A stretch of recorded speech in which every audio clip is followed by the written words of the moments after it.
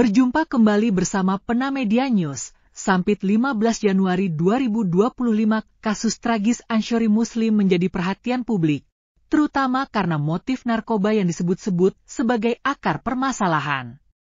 Namun alih-alih memberikan kejelasan, penanganan kasus ini justru memunculkan pertanyaan besar.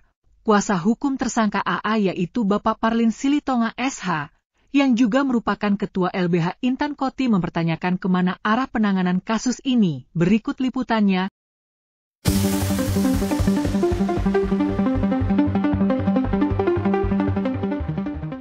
Selamat pagi Pak Parlin. Selamat pagi Pak. Ya Pak, dalam ini kan Bapak sebagai kuasa hukum daripada terdakwa nih untuk pembunuhan Ansyari. Nah, ini beredar luas Pak, di dalamnya adalah menyangkut narkoba Pak. Oke, dalam hal ini Pak, sepengetahuan Bapak. Iya Pak, jadi dari beberapa informasi yang kami peroleh ya, bahwa saksi AC alias G ini merupakan tukang tagih, tukang pukul gitu, untuk menagih. Nah, dia ini menagih, informasi yang kami dapat, menagih uang hasil penjualan narkoba yang tidak disetor oleh si korban. Siap. Oleh si korban. Nah, padahal ini kan punya motif berarti kan, dia kan tukang tagih, tukang pukul nih. Bahkan di dalam ininya, riwayatnya, saksi AC alias G ini pada umur 13 tahun pernah melakukan pembunuhan gitu. Oh, pernah Pak ya? Dalam umur 13 tahun. 13 tahun. Berarti kan ini sudah apa ya? Ini orang sudah terlatih, sudah ngerti di cara membunuh orang. Merupakan hal yang biasa bagi dia. Dan dia juga di badan peradilan kita juga ternyata udah beberapa kali sudah keluar masuk. Ini dengan kasus yang serupa gitu loh, penganiayaan dengan dengan perampasan kendaraan. Berarti ini orang sudah sangat terbiasa dengan kehidupan kriminal. Betul. Ini kriminal murni, ini orang sudah kriminal murni. Kami berharap lah agar semuanya bersikap objektif dalam kasus ini. Terus tidak ada yang menjadi kambing hitam. Ini kasihan. Jangan sampai orang yang tidak bersalah yang dikorbankan. Nah, terus kita juga apa yang terjadi saat ini bukan tidak mungkin terjadi pada diri kita juga. Nah, saya berharap semua pihak bisa menggunakan cara berpikirnya, logika berpikirnya, karena apa yang disajikan, apa yang disampaikan oleh saksi-saksi ini sangat manipulatif dan tidak sesuai dengan fakta-fakta yang terjadi. Nah, itu seharusnya digali lebih dalam. Jangan sampai ke meninggalnya korban ini membuat rasa keadilan kita ini tidak sesuai dengan kenyataan yang sebenarnya. Oke, dalam hal ini Pak, sebagai kuasa daripada terdakwa, kira-kira apa yang Bapak lakukan Pak? Nah, untuk yang ke depan ini kan kita yang intinya bahwa kita dari tim kuasa hukum dan pihak keluarga tetap menggunakan asas tidak bersalah, ya kan? Dan kami tetap mendukung kalau memang klien kami ini bersalah, kami siap gitu loh. Betul, jika terdapat fakta-fakta ilmiah atau digital yang bisa membantu semua pihak, kami siap. Bahkan kita sudah kooperatif memberikan handphone untuk diekstrak. Nah, ternyata tidak diperlukan informasi dari penyidikan. Nah, kalau memang perlu diekstrak, silahkan kita kasih handphone kita.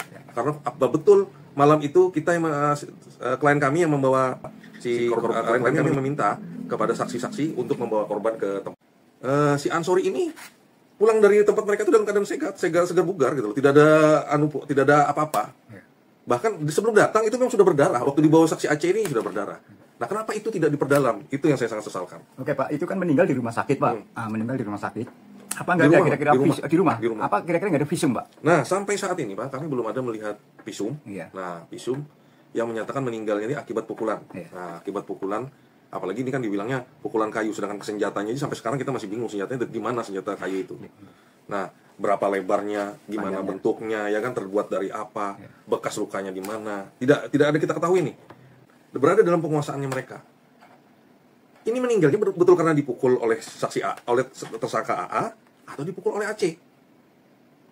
Kan karena tidak ada satupun yang menyatakan bahwa saksi AA ini memukul di depan rumah.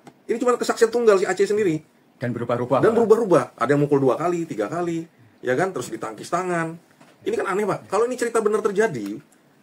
Oke Pak. Terakhir Pak, yaitu yang kemarin Pak, kita lihat di situ adalah ada dugaan ataupun tuntutan dengan tersangka tunggal Pak, bahasanya Pak. Nah, menurut ketua sebagai kuasa Pak.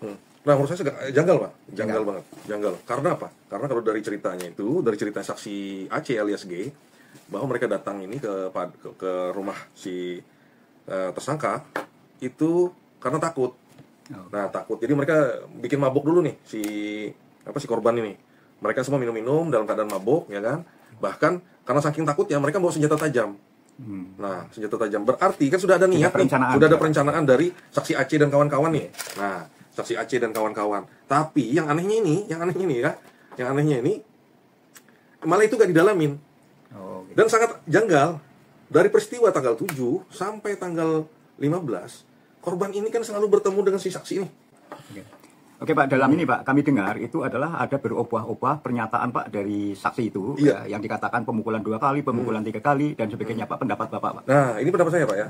Ini peristiwa ini tidak pernah terjadi. Nggak pernah terjadi. Nggak pernah terjadi. Peristiwa ini merupakan cerita semata yang dibuat untuk menjadikan klien kita tersangka. Karena apa? Kalau cerita ini benar terjadi, tidak akan berubah-ubah. Seperti katanya ada komunikasi lewat telepon. Nah, lewat telepon kita sudah melakukan upaya tracking terhadap telepon klien kita. Ternyata tidak ada komunikasi kepada siapapun di malam itu, kepada komunikasi orang-orang yang tersangkut perkara ini. Pengungkapan agar korban matinya tidak sia-sia. Cuman jangan juga kita menutupi fakta yang sebenarnya bahwa ini latar belakangnya adalah adanya motif hasil penjualan barang narkoba. Nah, itu harus diungkap juga. Barang itu dapat dari siapa, dilepas kepada siapa, berasal dari siapa, dan siapa yang memberi perintah kepada Aceh untuk melakukan penagihan kepada korban. Itu harusnya diperdalam agar tidak ada korban-korban yang lain. Oke, terima kasih Bapak Parlin Silitonga Esa sebagai kuasa hukum daripada tersangka. Mudah-mudahan apa yang diharapkan oleh Bapak dalam peradilan ini akan semakin membuka peluang hukum yang terbuka, Pak. Adil dan transparan. Terima kasih Pak, selamat pagi. Kuasa hukum Bapak Parlin Silitonga, SH menuturkan kami siap memberikan dukungan, termasuk penyerahan ponsel sebagai bukti jika diperlukan untuk pemeriksaan. Namun, permintaan pengakuan dari tersangka terhadap sesuatu yang tidak pernah dilakukannya tentu tidak bisa dipaksakan. Proses penyelidikan harus tetap mengedepankan objektivitas dan mengacu pada alat bukti yang sah. Demikian dan terima kasih sudah menyaksikan Breaking News dari kami.